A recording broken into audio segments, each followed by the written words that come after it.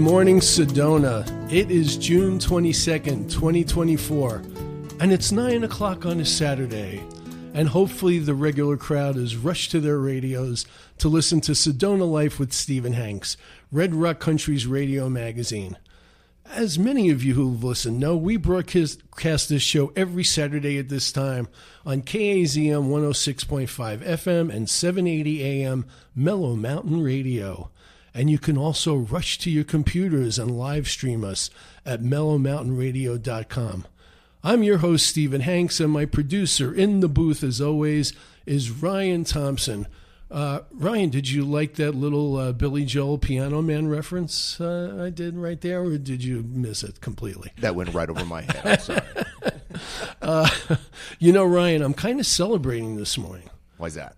Because this is our 20th show. Oh, wow. Since we launched in early February, and you know how much Americans love celebrating any anniversary that ends with a zero. Right.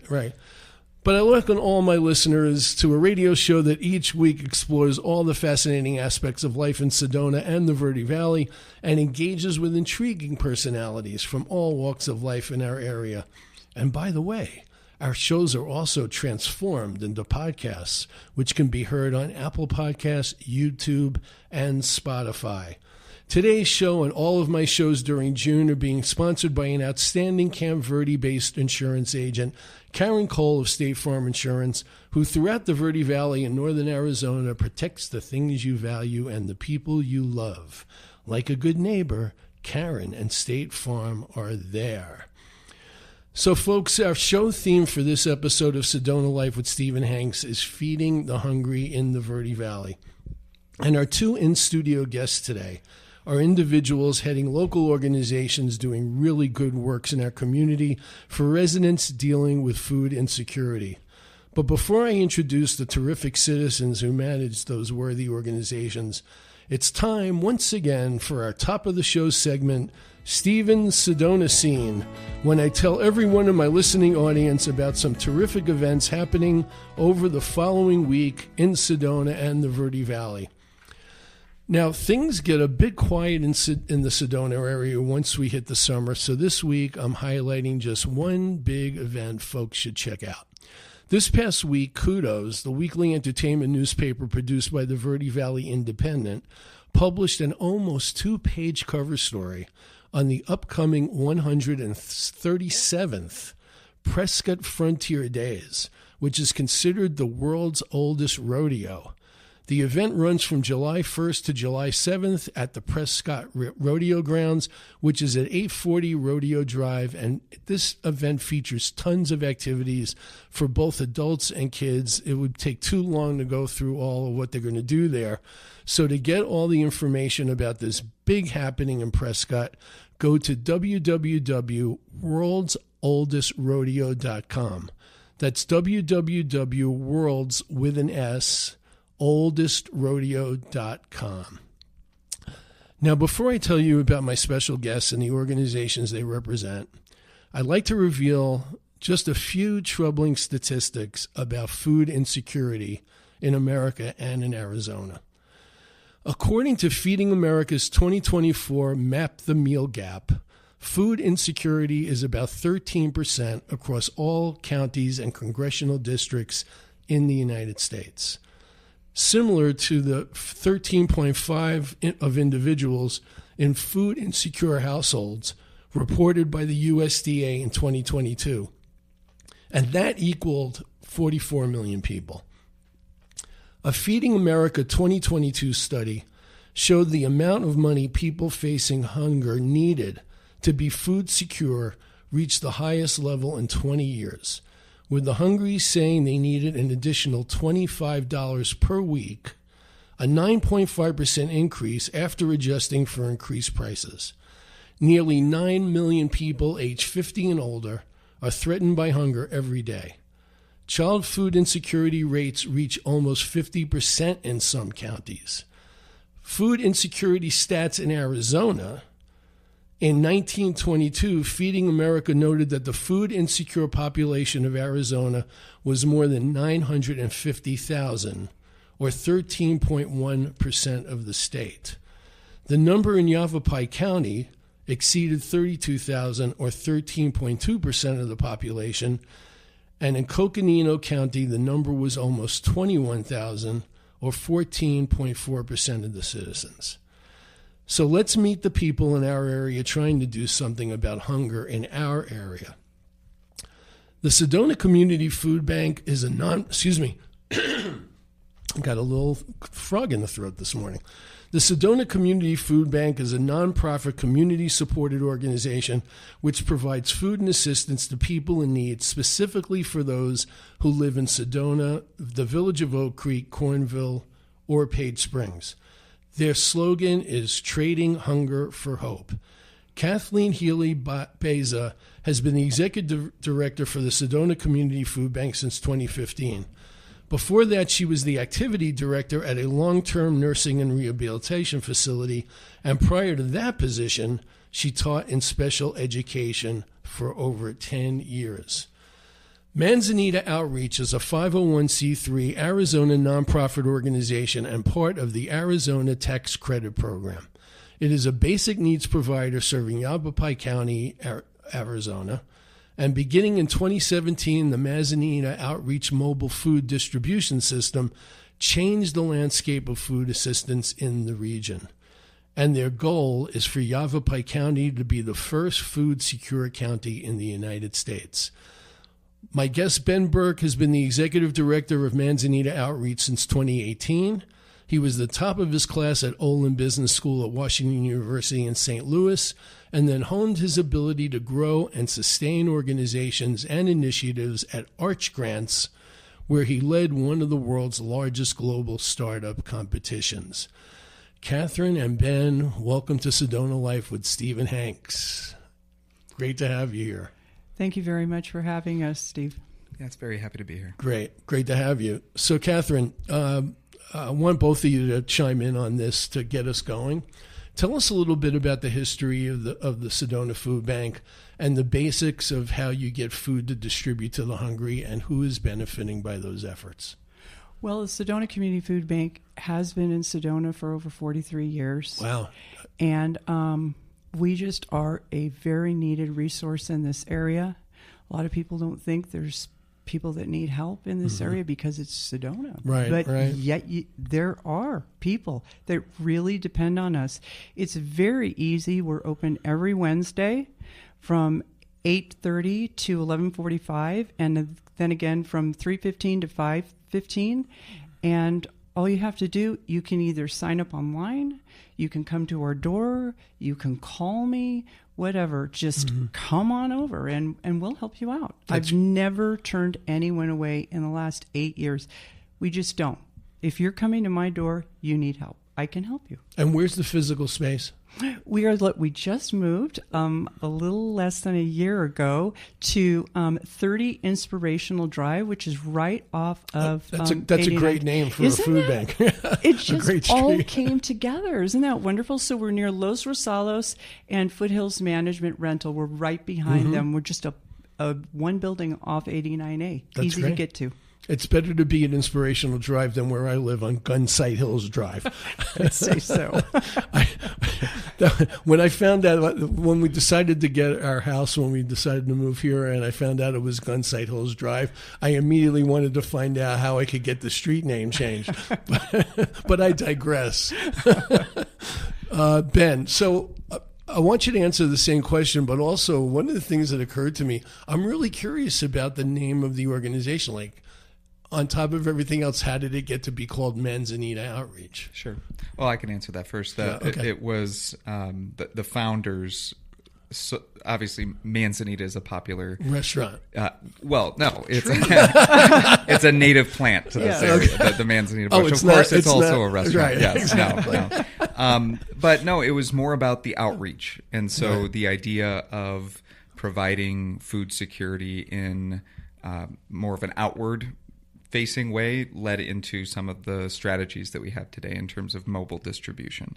So that was it. It's a popular, very beautiful native plant here, and hence the logo. Yeah, hence the logo. It represented, a lot of what... See, I'm glad I asked, because I would have gone the rest of my life thinking that it had something to do with the restaurant. Nothing to do with the restaurant. No. But in terms of distribution, which I think your question was, we have 3 main ways that we distribute food. The first is mobile distributions, where we're taking refrigerated vehicles of the product that we're distributing out to different communities. And that is done either through supporting more traditional, smaller food pantries, or through drive-through, what we call food sharing events. That's the first and largest way. The second is home delivery.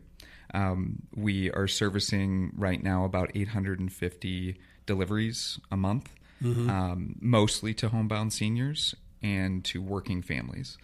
And thirdly, we partner with other groups such as health fairs or other events that are going on in the community, and we're providing food sort of alongside other entities that are bringing folks together that may request assistance. Right. Before the show, you were telling me about a lot of things that are going on today. Do you want to tell our audience about that? About you had some vans going out all over the place? So today is the 4th Saturday of the month.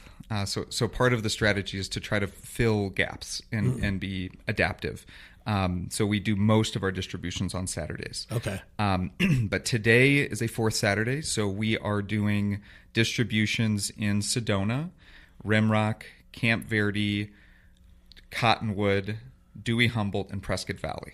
And so we've got trucks on these routes right now meeting teams of volunteers at all these locations doing distributions today. That's great. When I was prepping for the show and I emailed you guys about, some talking points, what you wanted to discuss, Catherine mentioned to me that she and you, Ben, have known each other for years. Yeah. And that your common goal, obviously, is to share your organization's food resources with people in need and to lessen food waste, which is one of the many worthy missions that you guys are involved with. How important is the collaboration between your 2 organizations, and how does that collaboration work? Catherine, you want to start? Oh, it's very important. A lot of people tend to think that it's competitive. Right. Manzanita, New Hope, all the Old Town Mission, the food bank. We are not in competition. Ben and I and all of the food providers in this area, we're merely pass-throughs. Wouldn't you say we get the food in and then we get it to where it needs to be? So it is very important that we work together. And I've often gotten a call from Ben, hey, I've got a lot of lettuce. Do you need anything? Or I have some onions. And so either he delivers it or we can drive over there. When Manzanita first started out, and Mike Newcomb was running it, he was just trying to lift, and he was really doing those, like you said, he was doing these pop-up food pantries, and I had an abundance of turkeys. I threw them all in the back of my van and met them out on a road, and we gave them all away. But that's what it's all about. See, we're working together because he has resources and I have resources, and together we're trying to fill the need so people can get food. It's a basic thing that they should have. So it's really important. Yeah, Ben, I'll let you chime in on this. This is weird to me because I've always been very competitive, as I told you before the show. I've played baseball my whole life, and I've been an athlete, and I'm into sports. For the life of me, I don't understand how anybody could think organizations that are supplying food to people are in competition. Like, do you want better stats, or I feel we complement each other. Exactly. What's your take on this? Well, I think the mindset is more so we're in competition against a common issue. Right. That's where we can align our mindsets that we're on the same team. I think the reason people might think that is competition for funding, right? That would be the reason that one would even bring this question up. That's a good point. For resources, but with the mindset that we're doing the same thing, that it leads to discussions, it leads to decisions. It's also a benefit for for, in this case, both of our organizations, where when we do have extra product, we don't want to waste it. Mm-hmm. It's very nice that I have Kathleen's phone number I can call her. Yeah. Or, yesterday, for example, I called Kelly at Old Town Mission, and we received a product by mistake on donation and received it, and it was a bulk congregate style, which you and I don't do, congregate meals. Correct. So we called What are congregate meals? Congregate meals are food assistance provided in person, like a sit-down meal. Okay. Right. You might, historically call it a soup kitchen or something like that.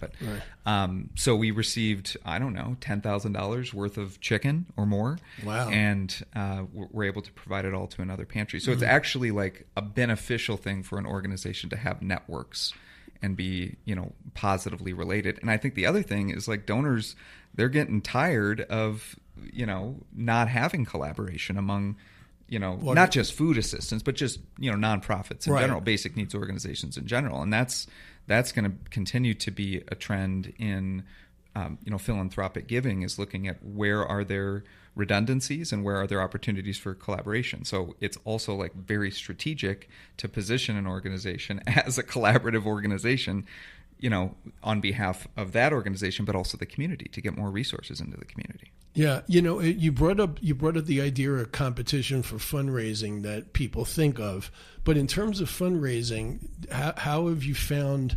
I mean, people see this as a wealthy community, but there are so many things that people are asked to give money to, especially this year because it's election year, and everybody's getting 8 zillion emails a day from political candidates to send money. How have you been finding recently, but over the last few years, the fundraising happening for you guys? Well, we have one fundraiser that we do every year, and it's called, it's our C's Candy Wagon, and it's parked over in the Bashes Shopping Center, and we open up just before Thanksgiving, and we're there before Christmas and Valentine's Day and Easter. And that is our one big fundraising event, and it is absolutely wonderful because we get to really reach out into the community and meet clients as well as customers, and we have a tremendous amount of volunteers that support that. But also, even if we didn't make any money off that fundraiser, I feel like I would disappoint the community if we didn't open it up, because people will call me and they'll say, when are you opening up that candy wagon? They look forward to it. So fundraising, that is our one fundraiser. But as far as donations coming in, over the last couple of years, especially this last year, I've noticed about I don't know if you have, Ben, but like a 20 to 25% drop in between monetary donations and food donations. But that kind of makes sense because the cost of food is so much more. Right. And so when someone's wanting to donate something, canned vegetables are a lot less expensive than canned fruit. Right. And so I'm getting like a lot of canned vegetables.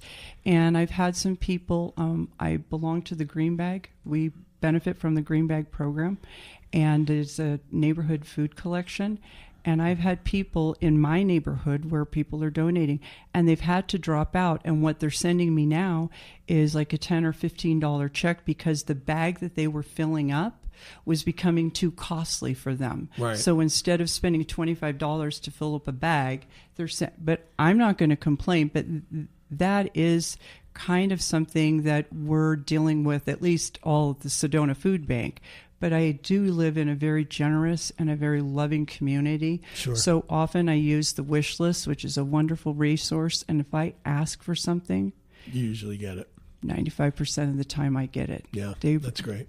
And I only want to ask when I really need it. I don't want to be that person on the phone all the time. Hey, I need help. Sure. Absolutely. Ben, about the fundraising, how has it been going for you recently? Sure. I think our organization is so much newer that we don't have as much of a track record per se or data points year over year to be able to give you that. I think, for us, it is increasing, but I think that's because we're sort of in a growth, sort of mindset. Right. You're more on people's radar now. Yeah, maybe. And I think the other thing what we're really focusing on is grants. What Arizona has is the tax credit, right? And so for individual contributors, nonprofit organizations that are a part of the charitable tax program, we benefit.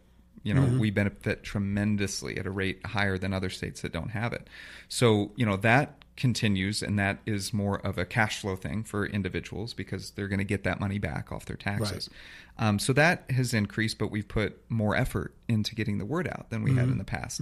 And so, our percentage of funding sources does change year over year based upon how successful we are in grant applications and how much effort we put into getting the word out into the community for tax credit donation. So Ben, on the one of the things I noticed on the Manzanita Outreach website, this caught my eye. You mentioned something called the 4 A's of community food security. A community is food secure when all residents are aware of where and when an adequate supply of affordable, is the other A, food is available to them, and everyone has physical access to the food. How is your organization reaching those lofty goals? Sure. Well, that's not so much a goal as like a baseline for us to have the conversation around food security.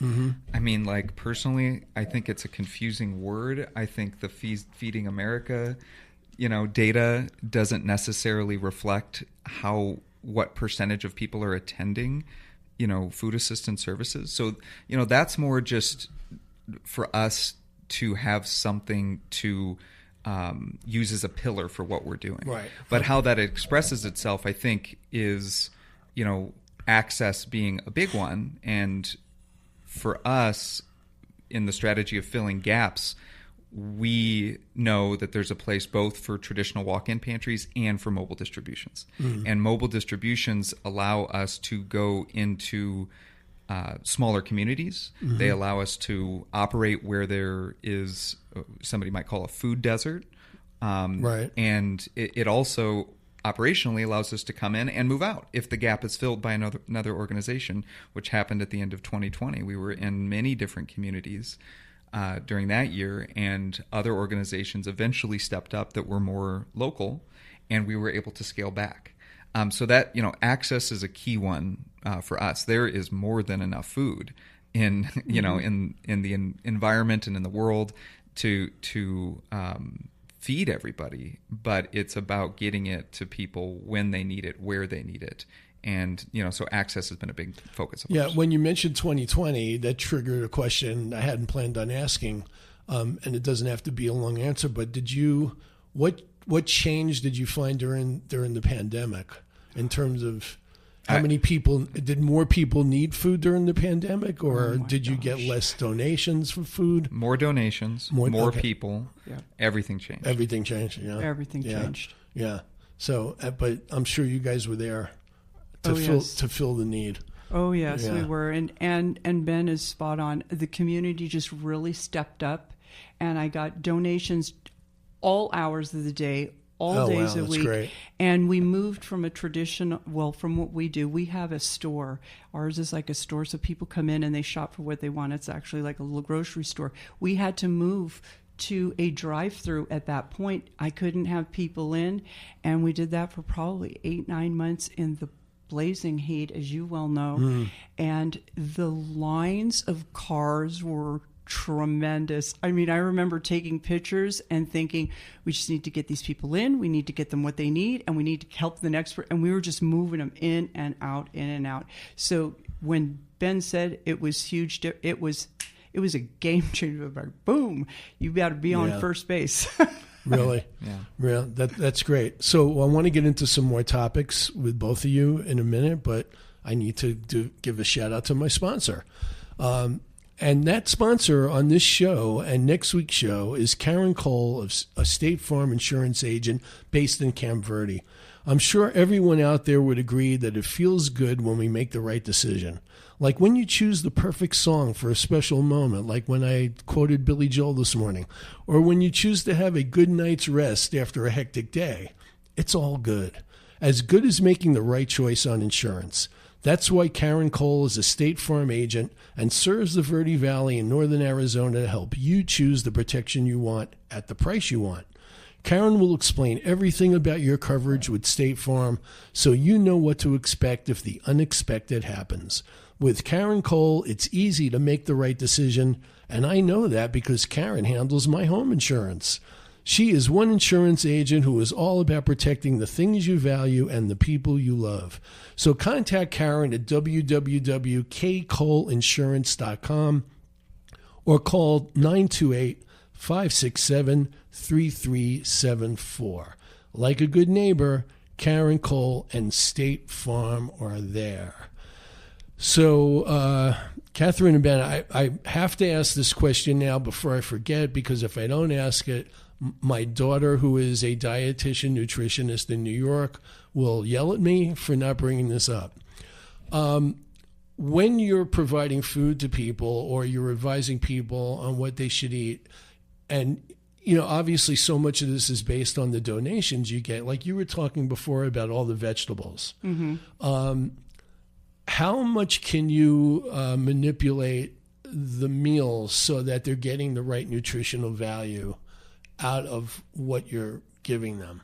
I mean, you can both handle that.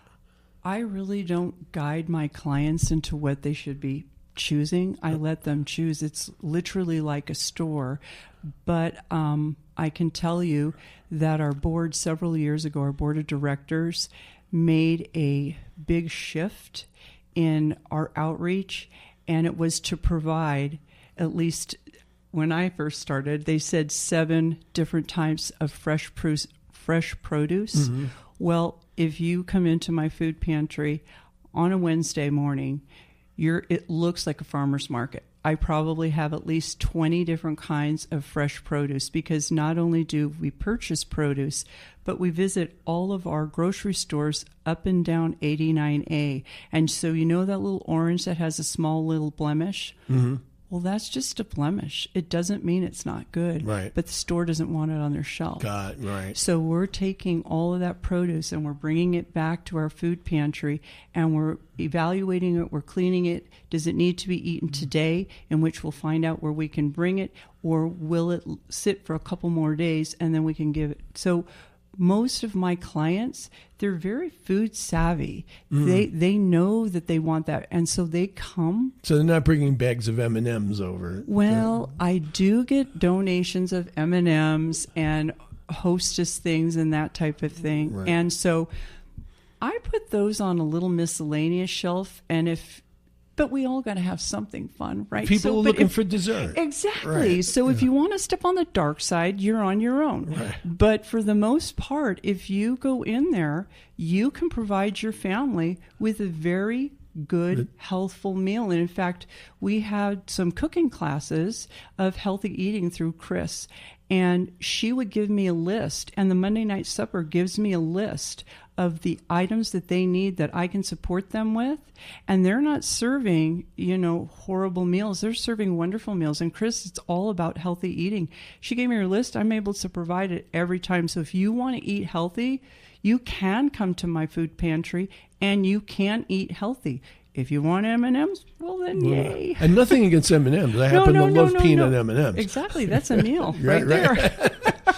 So what about at Manzanita? What's do you focus on nutritional value of meals? We do, yeah. It's been a shift over the last couple of years, feeling into like what responsibility we have at this, particular scale that we operate. Served 18,000 individuals in the last 12 months, and so we've had many conversations about what is the responsibility of that, and so we do a bit, quite a bit with nutrition. Some of the things that we're doing through writing grants and positioning the organization to receive funding, we've been able to purchase over the last 12 months about $250,000 of local produce. And over the next 12 months, it'll be close to $400,000. Mm-hmm. So one of the largest buyers of local produce in the county. We do recipes to our clients with the ingredients that we're distributing that day. We have a nutrition cooking class with the Sedona School of Culinary. I think it's just School of Culinary here, and the two chefs, two primary chefs there. And it's a tough decision to say, no M&Ms or no, like I have Cheeto stories, because people will want it. The difference in the thinking that how we're thinking about it is like what we eat ourselves isn't necessarily what we should provide to the community, right? Because for us, we know in many cases this food is supplemental. In many cases, but it is in other cases, it is the only food. Right. And so we started a no junk food policy about a year and a half ago. And what that has meant has become more and more restrictive, getting into high sodium, getting into processed food. We don't do candy. We don't do chips. We don't do soda. We don't do any white bread. And we feel that that sort of thing is available in the community for somebody who wants it, but we think we're better positioned to improve health outcomes by focusing on meat, dairy, and produce. And we do offer limited shelf-stable food, but it's really sort of being phased out right now. To focus in an area where we think we just have the competencies to do with cold storage and refrigeration. You're dealing with perishable food and food safety. It's just sort of a different game, and that's the direction that we're going. Yeah. Do you need to be aware, or are you aware? Is there any way you can be aware? I guess there's different ways to ask this question, of the health issues of the people that are coming to you. In other words, do you need to know if somebody has diabetes? So there's certain things you can't give them. Yes. Yeah. We have a program. It's our homebound program when we deliver to some homebound seniors, as Ben does himself. And they fill out a dietary restriction thing. And I do have people that have to have less sodium or less sugar and all of that. And you can bet your bottom dollar I follow that to the T, because they are homebound for health reasons or age-related reasons. Right. And I don't want to unravel what they're trying to do. So I am very respectful of their requests. So yes, I am quite aware. And when I get something in that's really cool that I know a client or a program can use it, I save it for that particular, say like my homebound. A lot of them tend to need Ensure and those Boost and that kind of drinks. Right. I save that for them. Oh, nice. I have clients that need sugar-free, and I have that. And so we, between Ben and myself, we are really trying to provide healthy food. I don't want to feed people yucky stuff. Right, I want them to be healthy. Absolutely. And they should be. Right. Wait, Ben, how about you? Yeah, I think, Kathleen, your program has more of an ability to customize. Yeah. That's the model. You have more of an in-depth relationship with your clients. They're walking in, they're chatting, they're taking time. It's a different experience. And so for us, the high-level things are sugar and salt, right? Yes. So that's, kind of across the board. And then with seniors, there are high acidic items that don't mix with medications that we commonly hear, so we remove those from our senior-specific distributions. And then kids are the other market, really, is the children. And so the customization, if you will, that we do there is participation in, for example, right now we're running a summer meals program. And so Elaine, our programs manager, just told me yesterday that in the last 3 weeks we've provided 11,000 meals to kids. That's incredible. In this area. And we're working with schools for a snack food program and a weekend sort of backpack program is the terminology that's commonly used. So we look for those broader areas where we can hit a particular scale, but not so much taking individual orders, right? Or customizing per boxes. Now we may move in that direction a little bit, but we think our role is to get the most healthy food out to the most people as possible. Yeah. and to provide the education and support for them to know the cooking skills and the food safety and everything to prepare it. You know, you brought up the schools, and that triggered a question because the last couple of years I've been the head coach of the Sedona Red Rock High School baseball team, and I was in the teacher's lounge one day, and I saw boxes from Manzanita Outreach in there. Oh. And I went to the athletic director and I said, "What do you guys do with Manzanita Outreach?" And they send us boxes of the bars, right. You know, the sport. Right. Yeah. So what is that a whole program you do in multiple schools? Yeah, we're in right now 43, and we're adding 43 schools. 43 schools. That's incredible. And we're adding Humboldt Unified and Prescott Unified. So I think that's like another 16. So closing in on 60 schools. Wow. From a high school all the way to preschools. Wow. And so the gap there is like our National School Lunch Program serves cafeterias primarily, and school budgets aren't always appropriate for snack items. So basically the gap is teachers are buying snacks. Anybody who's a teacher, like they've bought snacks, right. And when a kid comes in and hasn't eaten breakfast, it affects their schooling. Right. Absolutely. And so the gap there is in classroom snacks. And so we purchase, the healthiest, non-perishable, individually wrapped snack items that we can afford to buy at any given time. Got it. And then the distribution model is sort of like how Pepsi comes into a grocery store and services that end cap. Right, you'll see somebody with a Pepsi or Frito-Lay sort of shirt on. That end cap is managed by that company, that external company, not the grocery store. We have the same sort of model for the snack boxes, that in all these teachers' lounges, there's a designated place. We come in once a month, take the empty boxes from the previous month, and refill up to an agreed upon inventory number for that school. And then teachers come in and take them. And when they're done, they put an empty box in, and we'll leave excess inventory to make sure that they have one during the middle of the month. Right. So here's a question to you about, and this is going to sound weird, but it's a language question. Over the maybe the past 25 to 30 years, the language about different categories of things has changed. I'll give you some examples. Like shell shock from war injuries became PTSD. Deaf became hearing impaired. So what I'm leaning to is this notion of food insecurity or food security, which has kind of, I guess, replaced hunger, unless it's a different word. What does food security or insecurity mean to you guys? And a related question, is food insecurity in Sedona more common than people would believe? Well, yes to the latter question, obviously. Yes. Yeah, I think there's a general perception around Sedona, but Kathleen can talk to that. Right. But language is extremely important. So, we don't use hunger. We don't use things like, even feeding people or, this is food for poor people or any of these like antiquated ideas, in my opinion. We just share food. Right. And so we try to use more action-oriented, positive language, and that builds trust. I mean, I'll tell a quick story. Like, I was a food bank client, right? And I've never been into a food pantry before I came to Sedona.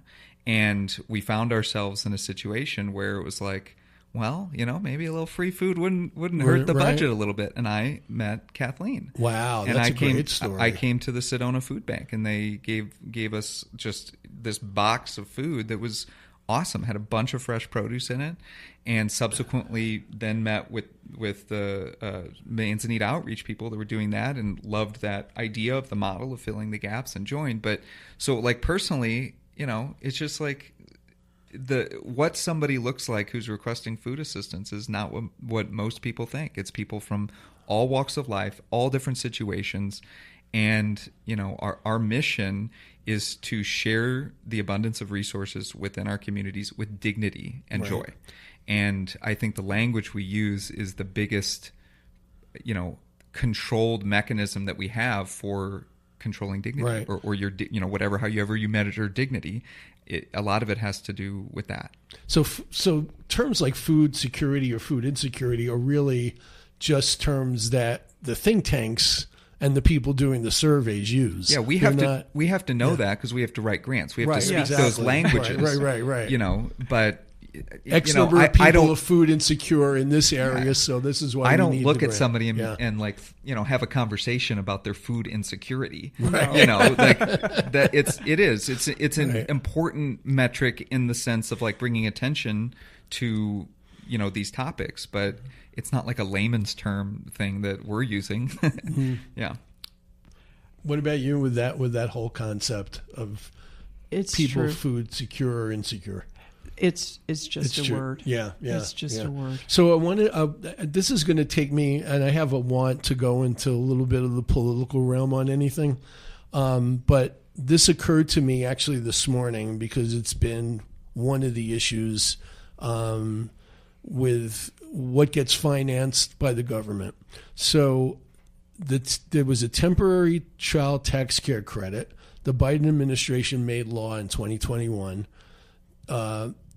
that drive poverty to a record low 5.2 in 2021. But the Congress failed to extend the expanded child tax care credit, which caused child poverty to spike. Now, the Center on Budget and Policy Priorities says if reinstated after the 2024 election, in the first year, as many as 400,000 children would be lifted above the poverty line and another 3 million would be made less poor. I bring this up because I want to ask you, did the child tax care credit, as you found with you're dealing with families per se and children to feed them, did that have any change in what you were seeing? Like were fewer people coming for food for children after that passed, and are more coming now because it wasn't extended? Well, as far as that child tax credit, I did see a little bit of a drop in people coming in, but it didn't last long. They came back. And as far as support at the schools, I am seeing a larger increase. So we've always done the backpack program for the children at the local schools. And now we have absorbed an after-school program in which we're providing snacks for the after-school. And now we're providing breakfasts because these kids are coming to school hungry. Yeah. And Ben is 100% accurate. How can you ask a child to sit in a class and behave and learn when they have a giant hole in their stomach? So we're providing breakfasts, after-school snacks, a backpack program, and we're at the high school as well.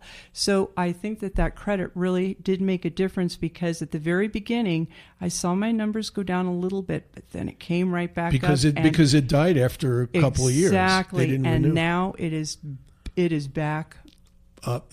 Yeah. How about did you see any change? Was that on your radar? I have no idea. I couldn't speak to the causation of ups and downs of that specific thing. Right. I know that there were differing spikes and dips around stimulus when that was happening. Right. I do recall that we, sort of correlated that. But I don't know.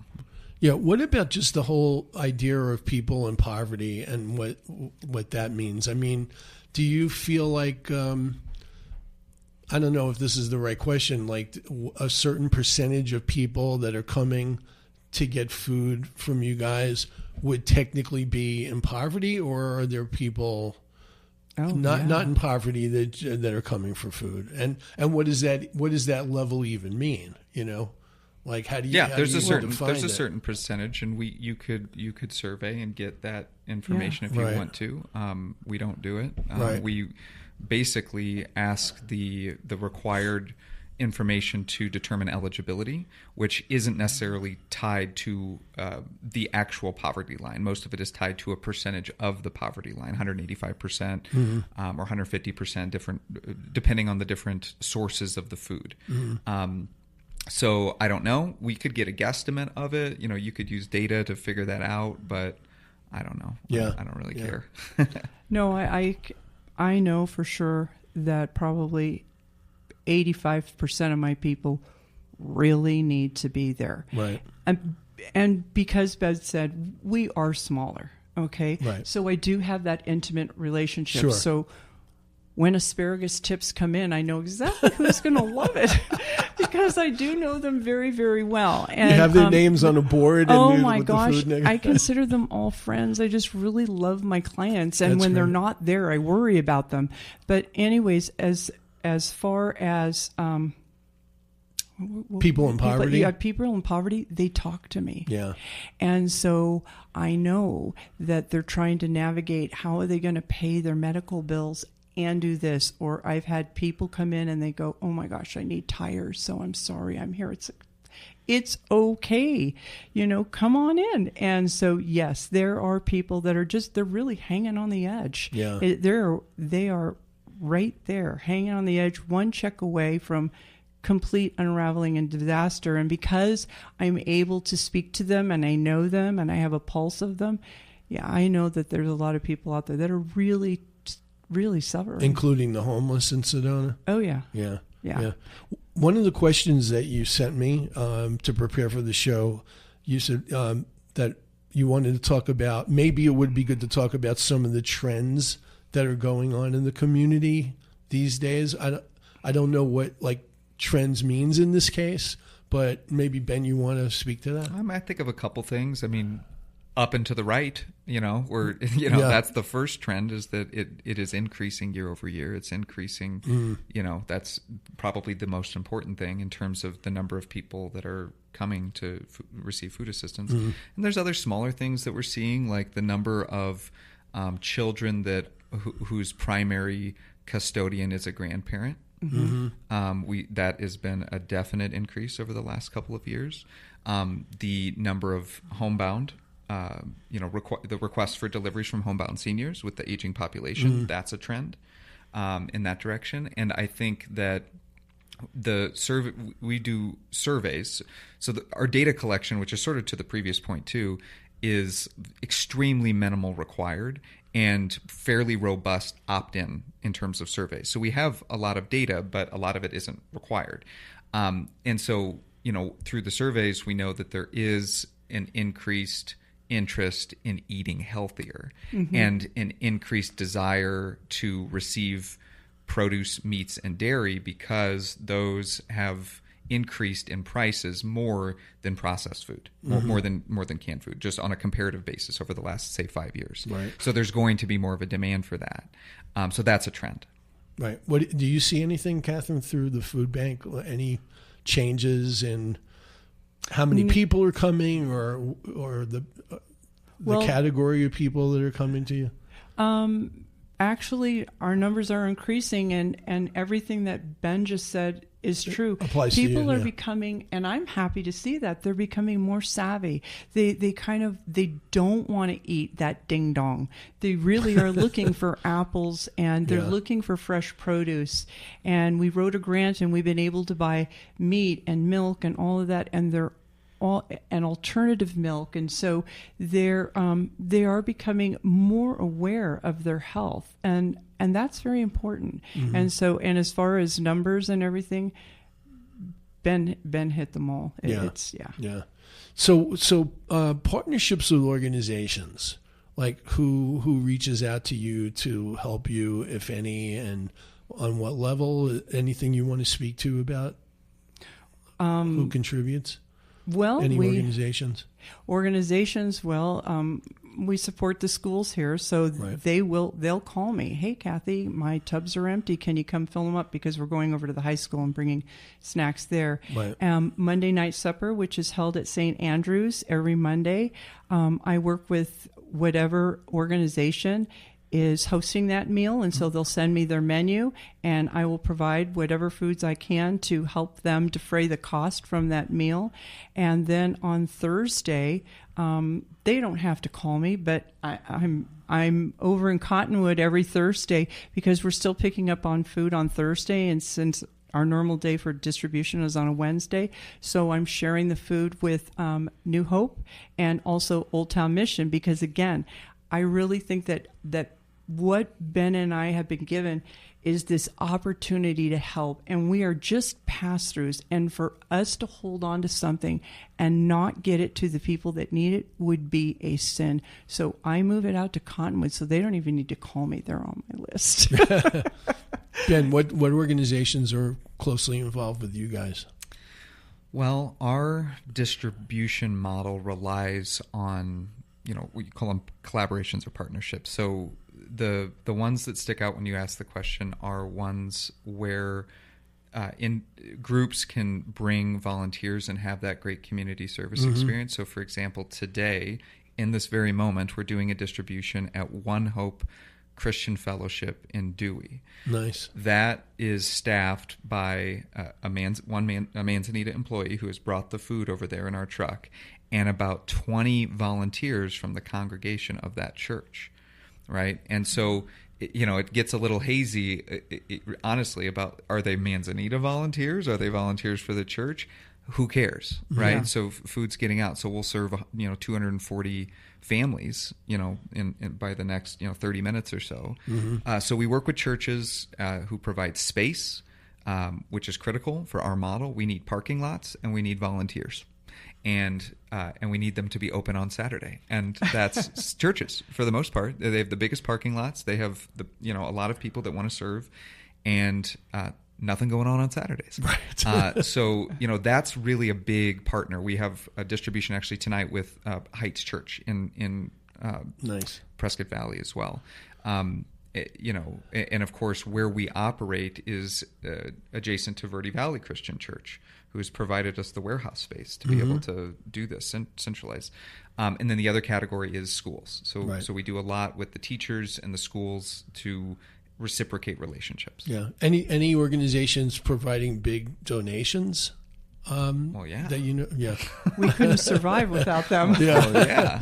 We wouldn't be sitting here without them. Yeah, locally, United Way, the community foundations, I know at least Sedona has supported yours. Yes. Those are big ones. Albertsons, who own Safeway, right. they've been a larger one. I don't want to start naming them because I'm going to forget, right. or I'm not going to go in priority order or whatever. Here you go. But there's been many corporations locally, from a small business like Yavapai Title Company to larger organizations statewide like APS that provide financial contributions. That's great.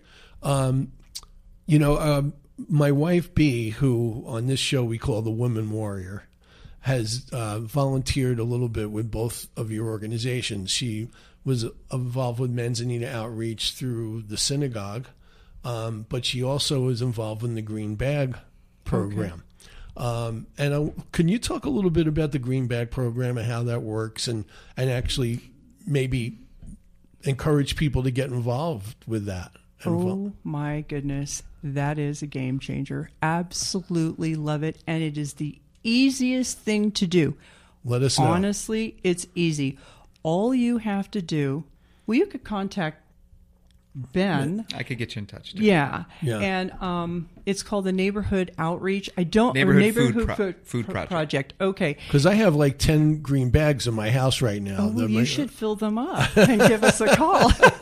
But anyways, so all you have to do is you just have to reach out to the Green Bag program. They will get you in contact with a neighborhood coordinator, which I happen to be. And what we do is we'll bring a green bag out to your house. Okay. And then it is so easy. Just fill that little green bag up with, say like you go to the store and you go, oh, I think I'm going to get some Campbell's soup. We'll buy 2. Right. Oh, I'm going to get some Progresso, whatever. I'm going to get some pasta. Buy a couple of everything. It happens on the even months of the year, the second Saturday of every month. And all you do is you fill that little green bag up. You put it at your front door, and a little angel fairy, which would be a neighborhood coordinator, comes by, picks it up, and then brings it to there's different areas. So over here in Sedona, there's a collection where they bring all the donations over there near Remax and Safeway, and then the other one is over in Clark's Shopping Center, where then you just drive up, you lift up the trunk, Volunteers come, boom, they take all the bags out, they weigh it, they separate it, and then it's shared between the different emergency food providers in this area. It is the easiest way to help your local food bank.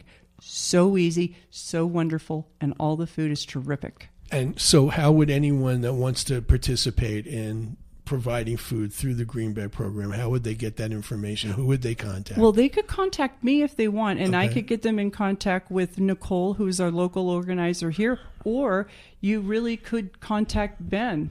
Okay. Yeah, Verde Valley neighborhoodfoodproject.org, I think is the website. I think that's the website. There's an online form, for a new food donor on there. Yeah. Okay. Or you can call the number or call us or whatever. Okay, so how about volunteers in general? I'm sure you're always looking for them and you're accepting them if they want to come by. How do people get involved on any level with Manzanita Outreach? Let's start with you. Yeah, so for us, we do volunteering. We have volunteering events going on every Thursday, Friday, and Saturday, 52 weeks out of the year. Mm-hmm. All of the first-time volunteers are asked to come to our food hub, meet us, fill out the forms, get to know our organization, sort of see if it's a fit. At that time, we are sorting food, we're packing food, or if it's on a Saturday, we're distributing food. And then we have sort of a second level of folks that'll go out to the more remote distributions, rural distributions, or home deliveries. And there's a significant amount of volunteers that do that. So you go to our website, click volunteer, and you can fill out a form. What's the website? ManzanitaOutreach.org. There you go. ManzanitaOutreach.org, folks. Volunteers on your end. Same thing. Just go on our website, SedonaCommunityFoodBank.org. There's a little tab that says volunteers, fill out a form, or give me a call, and chances are we'll have a conversation. That's awesome. Before we close, anything else that we didn't touch on that you want to talk about? This is the new project I was telling you about, which you know about from spring, which is Volunteer Sedona. So this is a project that we're supporting and getting off the ground, having to do with, so many visitors come to Sedona. And let's say it's a day like 2 days ago where the valley is filled with smoke and you don't want to go outside. Yeah. Right? What else are you going to do? Being a use case, this is essentially an aggregation of the volunteer opportunities for local basic needs providers. That's right. VolunteerSedona.org. That's right. And I'm holding the brochure that Ben just handed me, and there's a great line: discover the joy of volunteering in Sedona and the Verde Valley. And it is one of the most rewarding things anybody can do. I really want to thank both of you for being here today. It was a great conversation. I can't praise you both enough for the work you do in this community. It's incredible. Thank you. Thank you. And I want to thank the community for all their support, all my volunteers and donors and organizations and people like you. Without that, Ben and I can't do what we do. I appreciate that. So before we close, I want to do one more spot for my sponsor, State Farm Insurance and Karen Cole. Folks, switching is easy. We do it all the time. We switch on the lights. We switch TV channels. Sometimes we switch some of the foods we eat. But did you know you can switch your insurance and also save with State Farm? In fact, State Farm agent Karen Cole, who serves the Verde Valley in northern Arizona, can switch your insurance coverage, whether home or auto, so you can start saving today. With Karen Cole, it's easy to switch and save. Just contact her at www.kcoleinsurance.com. When you want the real deal, Karen will protect the things you value and the people you love. And like a good neighbor, Karen Cole and State Farm are there. Once again, I want to sincerely thank my guests in the studio today, Cathleen Healy-Baiza of Sedona Community Food Bank and Ben Burke of Manzanita Outreach. Tune in again next Saturday morning, June 29th from 9 to 10 a.m., when our show theme will be computer and IT guidance for Northern Arizona businesses, with my special guest, Aaron Monroe, the Vice President of Business Development for Team Logic IT, which is based in Flagstaff but services our entire Verde Valley area. And his boss of Team Logic IT is a member of the Sedona Referrals Club, which is where I met these guys, and they're great at what they do. They're based in Flagstaff, but as I said, They work in the whole Verde Valley area. Thanks again to my main man and producer, Ryan Thompson, and my show sponsor for the entire month of June, Karen Cole, insurance agent for State Farm Insurance based in Camp Verde. You'll want Karen as your agent because she protects the things you value and the people you love. By the way, tell your friends who couldn't hear the show today that they can listen to a podcast version anytime on Apple and Spotify. You can also find Sedona Life with Stephen Hanks on Facebook and Instagram, and you can email me with comments and questions to stephen@mellowmountainradio.com. Thanks for listening to Red Rock Country's radio magazine. I'll catch you again next Saturday morning at 9 a.m. Have a great weekend, everyone.